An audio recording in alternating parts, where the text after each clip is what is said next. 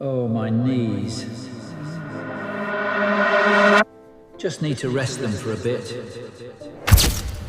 Every single morning, millions of people over the age of 45 wake up, swing their legs over the side of the bed, and brace themselves for the same painful ritual. The knees crack. The lower back stiffens. Getting down the stairs feels like a small negotiation with your own body. And almost everyone believes the same thing about why this is happening to them. They believe it's simply age. They believe their cartilage is wearing out like the tread on an old tire, and that there's nothing to do but take a pill, rub on some cream, and accept it as the price of getting older. But what if that explanation is wrong? What if the real reason your joints hurt has almost nothing to do with how many birthdays you've had, and everything to do with something sitting in your kitchen right now, something you've probably eaten today without even thinking about it? Doctors and researchers who study inflammation have been quietly building a very different picture of joint pain, one that rarely makes it into the conversation at your local pharmacy. And once you understand it, you will never look at your dinner plate the same way again. Let's start with the biggest myth of all, the idea that joint pain is caused by mechanical wear and tear, like an old hinge grinding down from friction.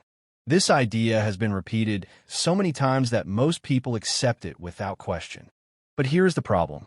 If joint pain were purely mechanical wear, then the most active, hardworking joints in your body should hurt the most, and they should hurt in a slow, steady, predictable way that matches exactly how much you've used them.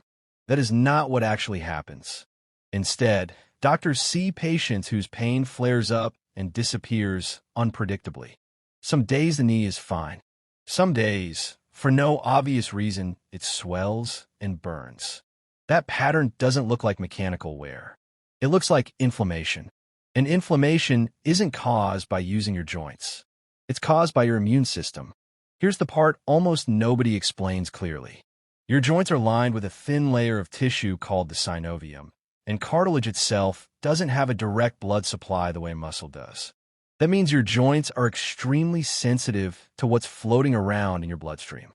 When your blood is full of inflammatory signals, those signals reach the joint tissue and trigger a slow, quiet, chronic irritation. Over months and years, that chronic irritation breaks down cartilage far faster than simple use ever could. So the real question becomes, what is putting those inflammatory signals into your bloodstream in the first place?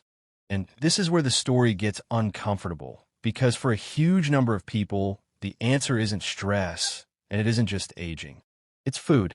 Specifically, it's a category of ingredient that has quietly taken over the modern diet over the last 50 years, hiding inside foods that look completely harmless.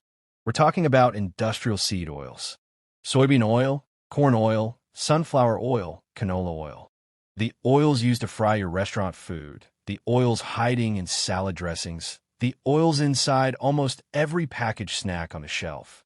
These oils are extremely high in a fat called omega-6. And while your body does need some omega-6 to function, the ratio matters enormously. For most of human history, people consumed roughly equal amounts of omega-6 and omega-3 fats. Today, because of how much processed food dominates modern diets, many people are consuming 15, 20, even 25 times more omega-6 than omega-3. That imbalance matters because omega-6 fats, in excess, are converted by your body into compounds that actively promote inflammation, while omega-3 fats do the opposite, helping to calm it down. When that ratio gets pushed wildly out of balance, your entire body shifts into a low-grade, chronic inflammatory state. Not the kind of inflammation you notice immediately like a cut or a bruise, but a slow, simmering kind that sits quietly under the surface for years, aggravating your joints, your blood vessels, and your gut, without ever announcing itself clearly. Researchers looking at populations around the world have noticed something striking. Groups whose traditional diets are naturally low in processed seed oils and high in oily fish, olive oil, and whole foods tend to report dramatically lower rates of joint pain and arthritis compared to populations eating a heavily processed, seed oil-dominated diet, even when age and activity levels are similar. That single observation should make anyone pause before blaming their knees purely on getting older. Now let's talk about the second major culprit, one that might be even more surprising. Sugar. Not just the sugar in your coffee or dessert, but the hidden sugar tucked into foods that don't even taste sweet. Pasta sauces, bread, flavored yogurts, sauces, and dressings are often loaded with added sugars that most people never think to check for. Here's what happens inside your body when blood sugar spikes repeatedly, day after day. Excess sugar molecules bind to proteins and fats in your bloodstream through a process called glycation, forming compounds called advanced glycation end products. These compounds are sticky, damaging, and highly inflammatory. They accumulate in your tissues over time, including in the collagen that makes up your cartilage. Once cartilage collagen becomes glycated, it becomes stiffer, weaker, and far more vulnerable to breakdown. Some researchers studying arthritis patients have found that people with consistently high blood sugar levels tend to show faster progression of joint degeneration compared to people with well-controlled blood sugar, independent of body weight. That detail is important because it means this isn't simply about carrying extra pounds, putting pressure on your knees. It's about a biochemical process happening inside the joint itself, triggered by what's circulating in your blood. So now you have two quiet enemies working together. Excess omega-6 fats from processed seed oils and chronic blood sugar spikes from hidden sugars, both pouring inflammatory fuel onto your joints day after day, year after year, while you go about your life believing your knees are simply wearing out from age. Here's where it gets genuinely hopeful, though, because if the cause is largely dietary and inflammatory, that means it can, at least partially, be reversed. Doctors who specialize in anti-inflammatory approaches to joint health often describe a similar pattern in their patients.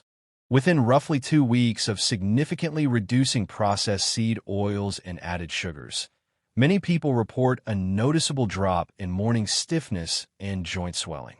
2 weeks might sound impossibly fast for something described as a slow, chronic process, but makes sense biologically. Once you stop feeding the inflammatory fire, your body's own repair systems, which have been overwhelmed for years, finally get the chance to catch up. So what does the replacement actually look like? It isn't about eliminating fat from your diet, and it isn't about starving yourself of flavor. It's about swapping the source. Extra virgin olive oil, rich in anti-inflammatory compounds called polyphenol, is one of the most studied replacements for seed oils, consistently associated with lower inflammatory markers in the people who use it regularly. Fatty cold water fish like salmon, sardines, and mackerel bring omega-3 fats directly into the diet, helping to rebalance that dangerously skewed omega-6 to omega-3 ratio. Walnuts and flaxseed offer a plant-based omega-3 option for those who don't eat fish. On the sugar side, the goal isn't perfection, it's awareness. Reading labels for hidden sugars in sauces and dressings, choosing whole fruit instead of fruit juice, and being mindful of how often bread, pasta, and packaged snacks appear on the plate can meaningfully lower the glycation process happening inside the bloodstream, and by extension, inside the joints. There's also a mineral piece to this puzzle that rarely gets mentioned. Magnesium plays a critical role in regulating inflammation and muscle function around the joints, yet a large percentage of adults over 45 are quietly deficient in it, largely because of how processed the modern diet has become. Leafy greens, nuts, and seeds are simple, natural sources that can help close that gap. None of this means joint pain has one single cause for every person. Genetics matter.